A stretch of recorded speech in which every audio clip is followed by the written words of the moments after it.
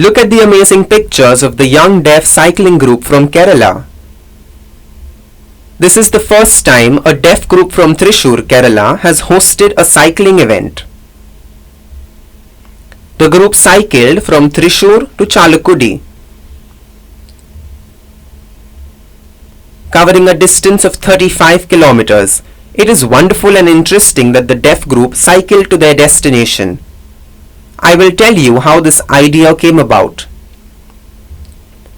This idea of deaf group cycling first came to Henry Sunny. He got this idea after watching a WhatsApp status where one deaf person cycled for 30 kilometers and another deaf person cycled for 65 kilometers. After seeing the videos, Henry sent congratulatory messages to both the men. He also asked both of them if they cycled in a group or alone. They replied saying that we went alone but wished they had a group. This is when Henry thought of calling other cyclists, as he wanted it to be the first time from Thrissur that such an event had taken place. He chose cycling as it is an exercise that helps reduce a lot of illnesses. The event was also a way of spreading awareness about benefits of cycling among the deaf community. Cycling is an exercise that gives confidence and positivity. It also helped to spread awareness about the deaf people to the hearing community. Henry wasn't alone. 4 other deaf individuals helped him in planning. The 4 other deaf were Joy, Vipin Varghese, Joemon P and Muhammad Rafi. These 4 people and Henry discussed and worked out a plan. They required police permission to cycle from Thrissur to Chalakudy. Henry narrated the pointers for the applications in sign language to his wife Aleena Henry, who then translated it to English. After that, they took the application to Thrissur police station. The officer read the application and found it to be an interesting idea. However, he asked how the group would hear the honking sounds coming from behind.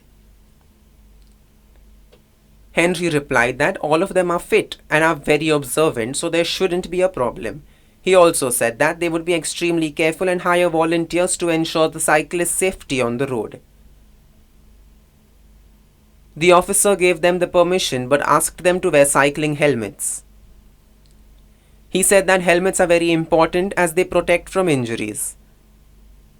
He added that due to the coronavirus pandemic, they need to follow 3 rules: hand sanitization, wearing a mask and social distancing. Henry said that they would follow all the rules and regulations. The 5 deaf individuals, including Henry, designed a poster as seen here, giving the details of the cycling event. The poster was then made viral. They were shocked to receive 44 applications from deaf individuals to participate in the event.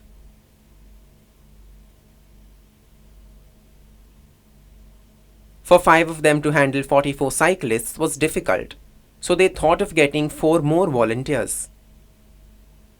Let's see those 4 volunteers. Henry and the group also discussed the budget. In Henry's former school, St.Clare Oral School, there was a well-known deaf sports teacher named Mr. Anil Anikuttan.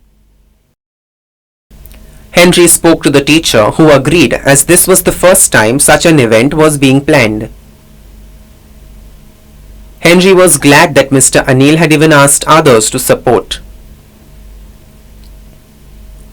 Madhu AS is the President of Ernakulam District Sports Council of the Deaf, Joint Secretary of Kerala Sports Council of the Deaf, and is also an executive member of Thrissur Cycle Club. Madhu AS too extended his support. A deaf person, G. Sunil Kumar, sponsored T-shirts for the Youth Deaf Cycling Group.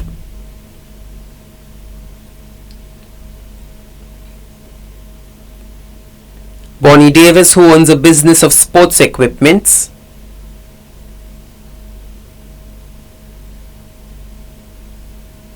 saw that the cycling event for the deaf was being held for the first time, and he was happy to support as it was a sporting event like his business. When another deaf person, Krishnanuni ES, who has a business of supplying water bottles, saw that the event happening at Thrissur and sponsored water bottles for the cyclists.